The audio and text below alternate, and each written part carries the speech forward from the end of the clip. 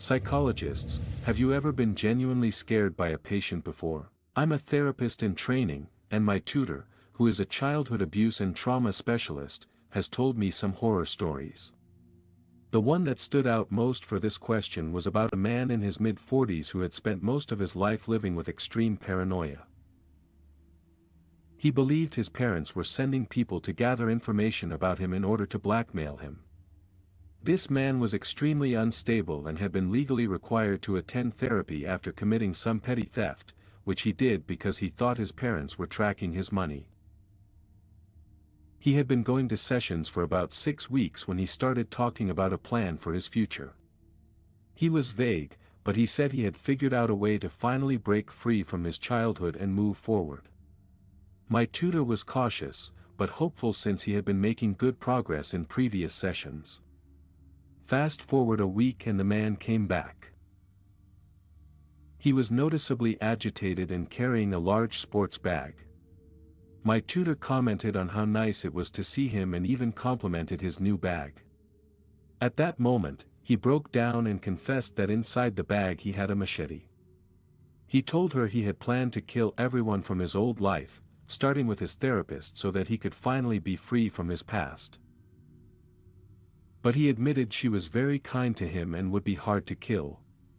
My tutor calmly excused herself and called the police. The man didn't resist. By then, he had pretty much given up. When the police arrived, they confirmed he did indeed have a large machete in his bag and his car was full of garbage bags.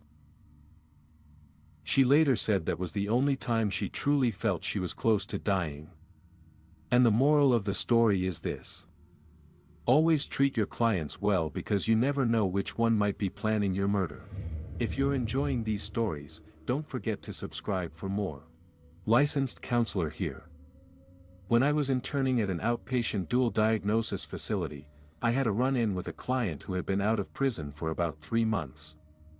They had significant impulsivity issues and were prone to violent outbursts, though in my experience it had mostly been verbal aggression.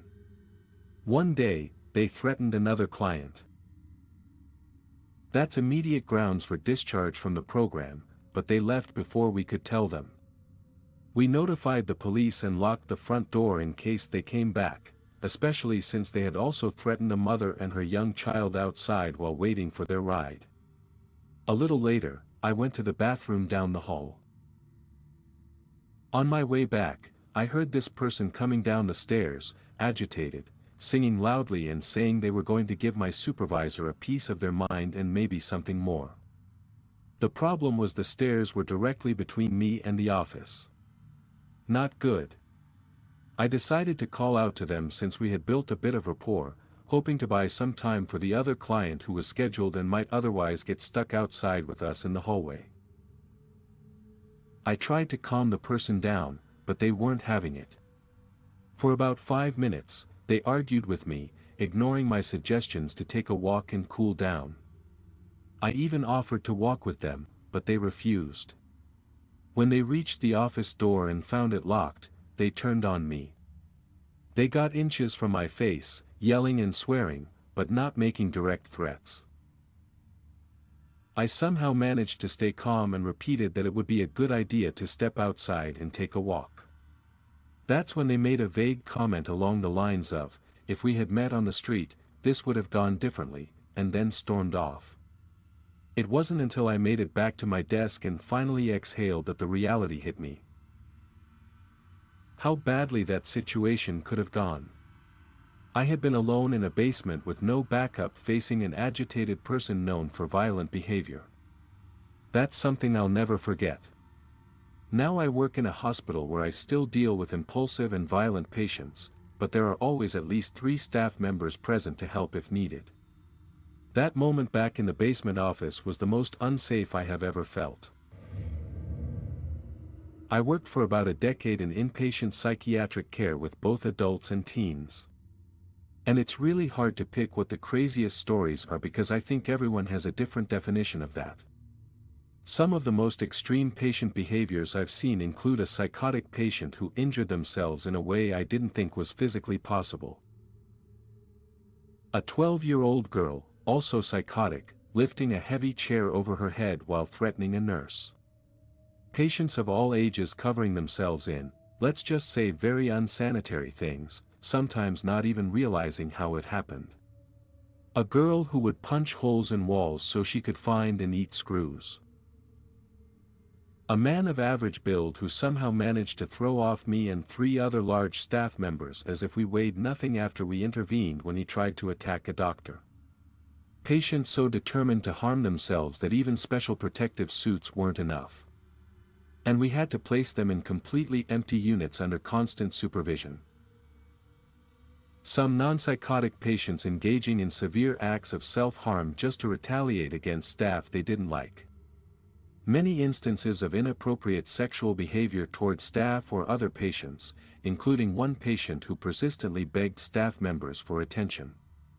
And honestly, after a while, even really extreme stuff like that almost became routine. But for me, the things that stood out most weren't necessarily the most violent or dramatic. They were the "what were you thinking" kind of stories. For example, one summer we kept getting a flood of teenage girls admitted because of a TikTok trend called the grippy sock vacation. They thought it would be funny to lie about wanting to hurt themselves just to get into the psych ward. Not realizing that once you say that with a plan, we are legally obligated to hold you for at least 72 hours.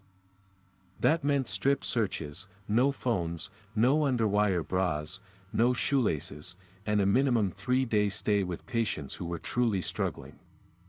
And if they came in on a Friday, the clock didn't start until Monday morning, so it was really 5 days.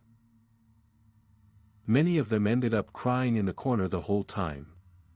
All for clout. Some patients had been in and out of psychiatric facilities so often that they would intentionally hurt themselves just to be admitted because it was the only place they felt normal. Teenagers trying to date each other during their stays and even attempting to get readmitted at the same time so they could be together.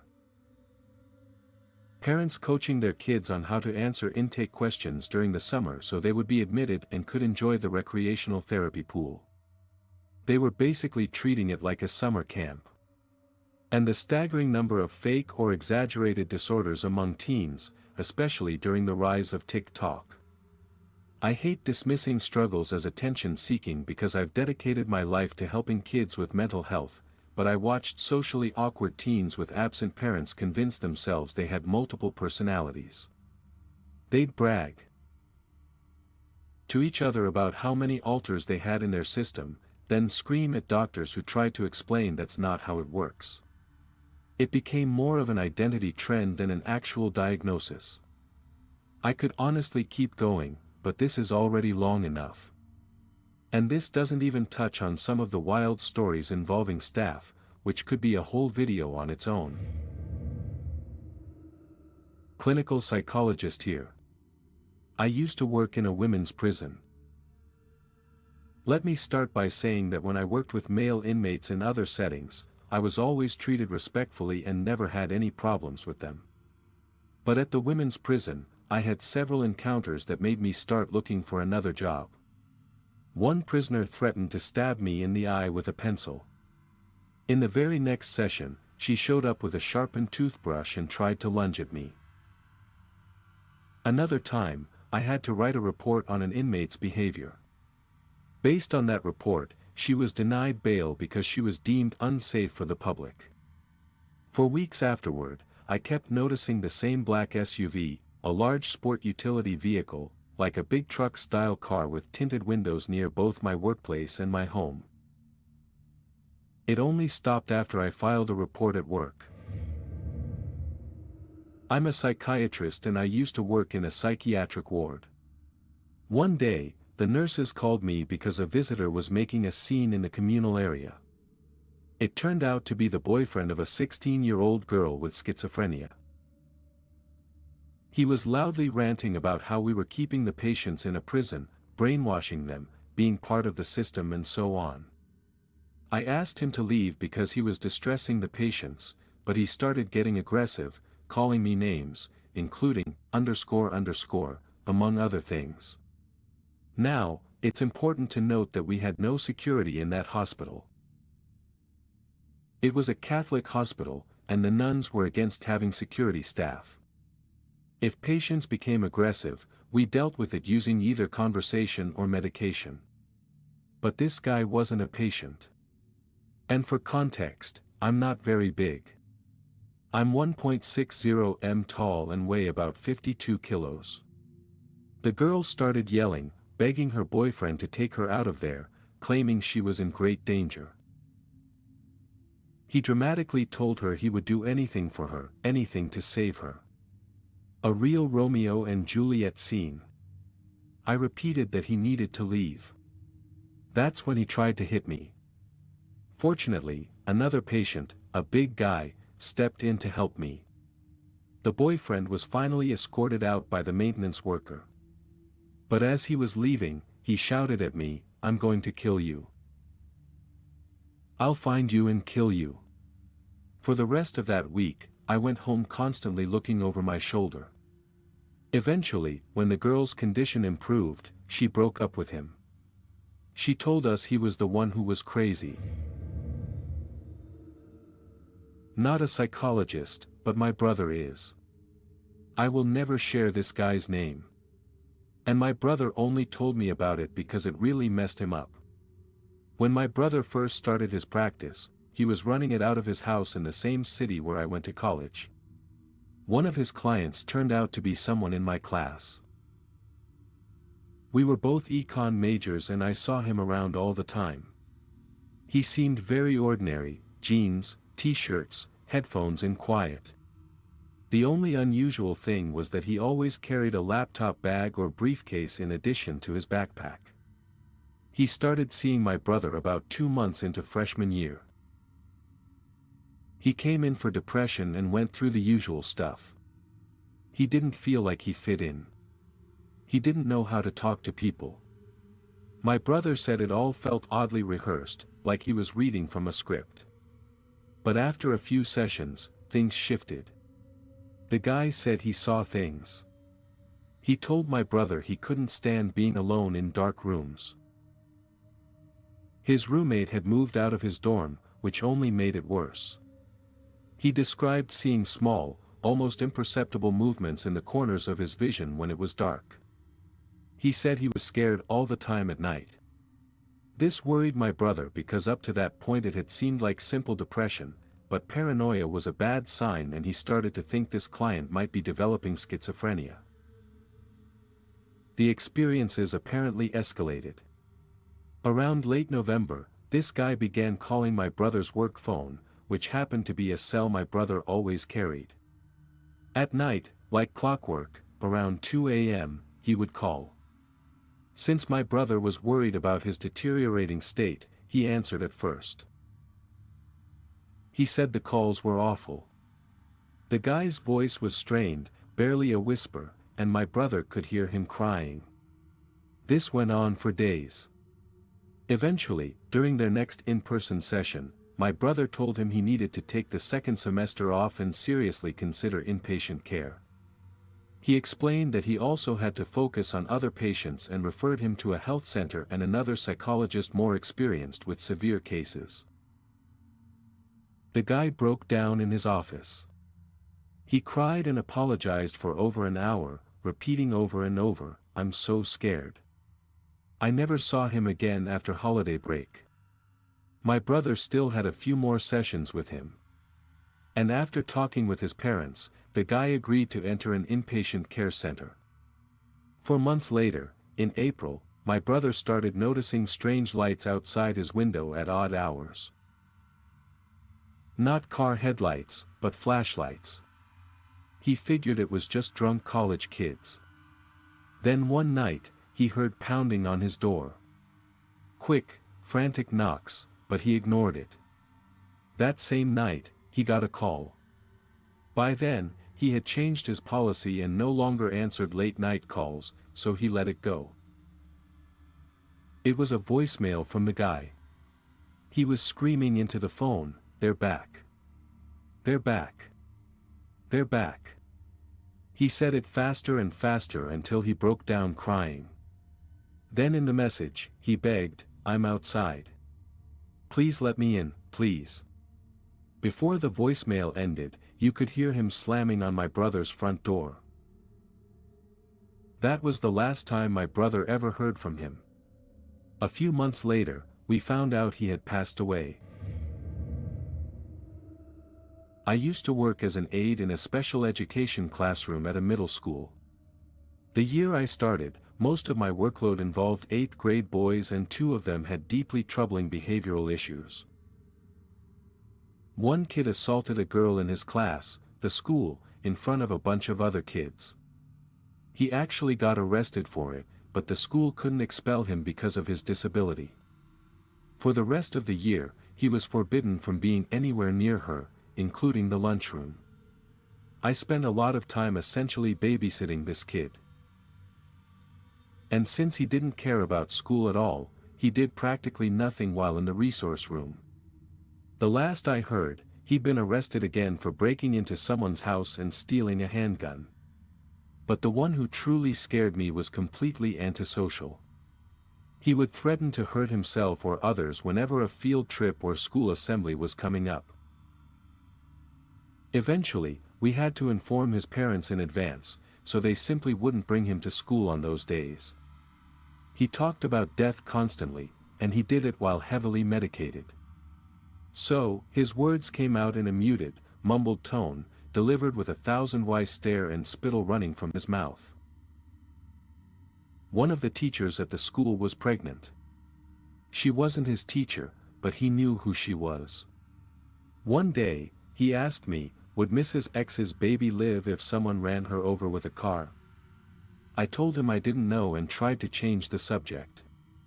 Then he continued, what if someone cut her stomach open? What if they stabbed her? What if she had been dead for a while and no one found her? That really freaked me out. And I reported it to the special education teacher.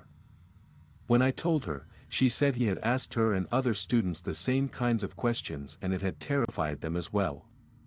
She added that the pregnant teacher had already been advised to avoid him just in case he did or said anything that could upset her. I'm not a psychologist, but I once witnessed a breakdown in my ex that absolutely terrified me. He had just started taking medication, and for whatever reason, the meds reacted horribly with him. He mostly experienced hallucinations, but sometimes he would black out, do things, and have no memory of them afterward. He would call me at 3 a.m. screaming, and later have no recollection of it. None of it. He'd had hallucinations before, but with these meds, they became increasingly dangerous. One particular incident still sticks with me. During an episode, while we were on the phone, he suddenly said, I boiled some water. A good friend of mine's wife is a psychologist at a well-known prison and she deals with some seriously messed up people for a living. Let's just say Hannibal Lecter inspired her career choice. And she's probably as close to Clarice Starling as a real person can get. Before she's assigned to a case, she's usually briefed with all the relevant details, court proceedings, testimonies, recordings, and so on. She's listened to tapes of murders and other disturbing material.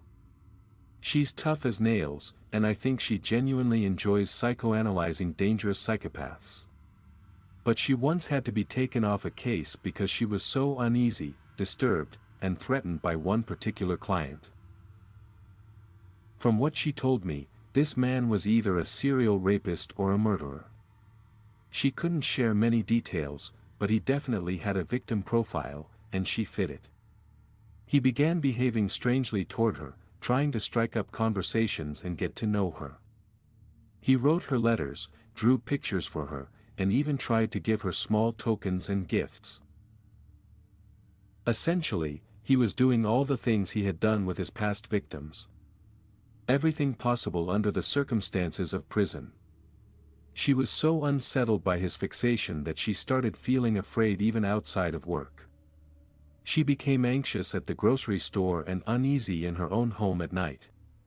Despite the fact that this man was locked away in a maximum security prison, she described the dynamic as a predator-prey vibe, something raw and animalistic that got under her skin in a way nothing else had.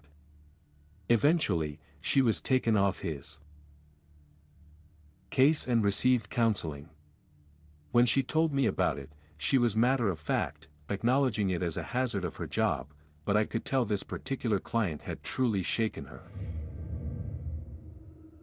I used to work in a facility for kids and adolescents with severe behavioral issues. Even when a client became aggressive, I was usually able to de-escalate them and I rarely felt unsafe. In fact, most of the time my biggest concern was their safety during outbursts. But there was one exception. I had a client who was very strong and prone to intense tantrums. At one point, this client was acting in an unsafe way. I believe they had a plan to seriously hurt another resident, so I had to place them on restriction, which meant they had to remain within staff eyesight at all times. Their response was to run straight at me and try to choke me. Luckily, the other staff got there in time and stopped the situation before the client could seriously hurt me.